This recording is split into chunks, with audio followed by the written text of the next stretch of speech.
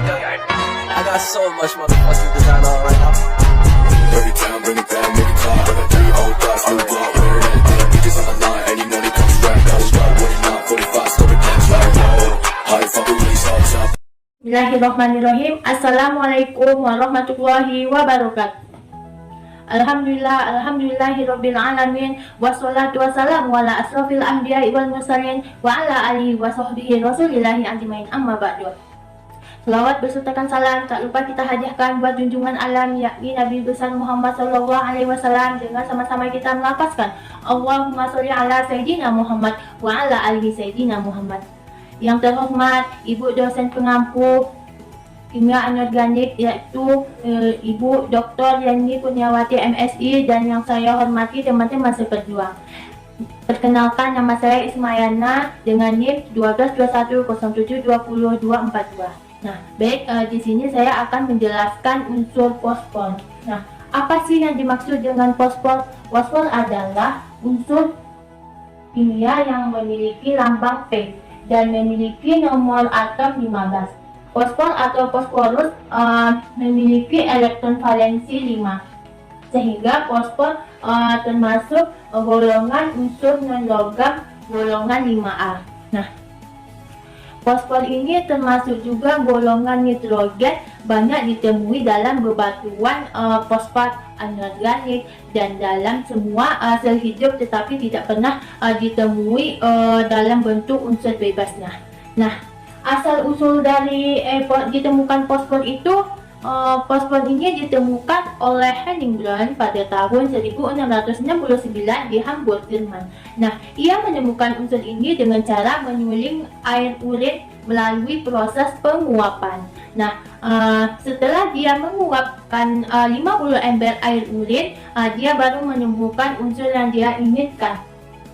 Unsur yang dia inginkan nama fosfor atau fosforus, yang berarti pembawa terang, karena keunikannya yaitu bercahaya dalam gelap atau dikenal dengan glow in the dark.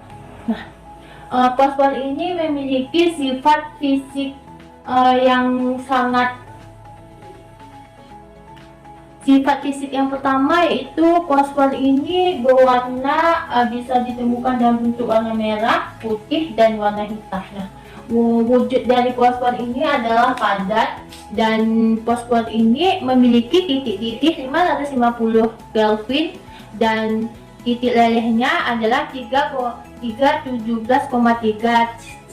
Celcius dan memiliki massa jenis fosfor merah yaitu 2,34 gram dan massa jenis fosfor putih yaitu 1823 gram dan massa jenis fosfor hitam itu 2609 gram.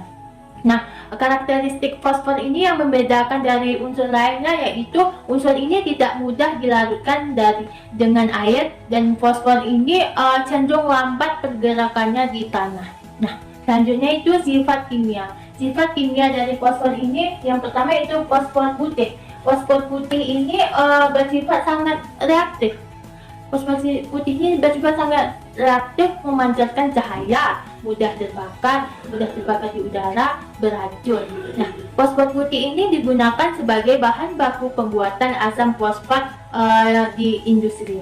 Nah, yang kedua itu sifat kimia dari fosfor merah. Fosfor merah bersifat tidak reaktif, kurang beracun. Fosfor merah ini digunakan sebagai bahan campuran pembuatan pasir halus dan bidang gesek pada korek api.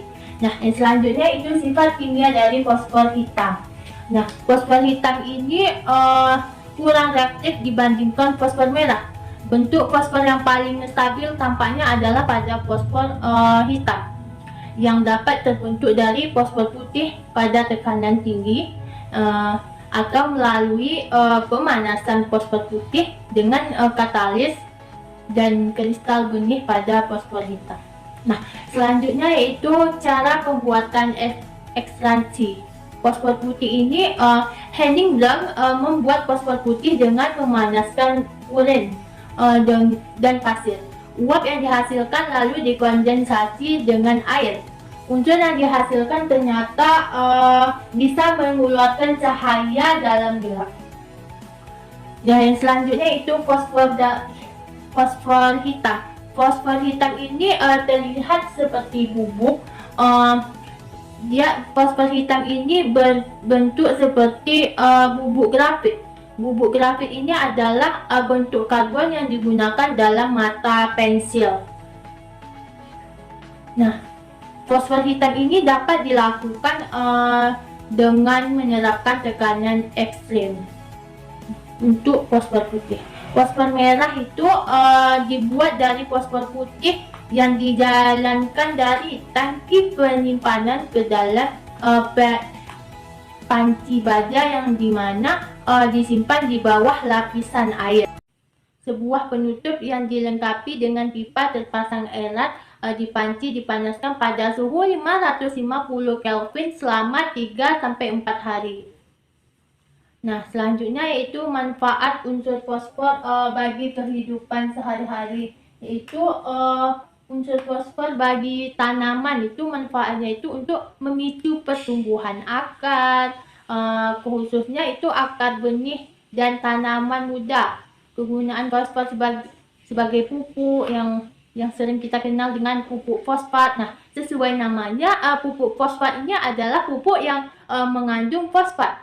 Fosfat menjadi salah satu unsur penting yang berperan dalam pertumbuhan dan perkembangan suatu tanaman. Nah, fosfat yang terkandung dalam pupuk berguna untuk mempercepat tumbuh kembang tanaman, mempercepat kematangan buah, membentuk biji, menguatkan posisi tanaman agar tidak rebah dan mentransferkan energi. Nah, apabila suatu tanaman tidak memiliki fosfat yang cukup, maka bunga akan selalu rontok dan sulit membentuk biji atau buah. Nah, penggunaan fosfor yang paling penting yang lainnya adalah dalam pembuatan pupuk dan banyak digunakan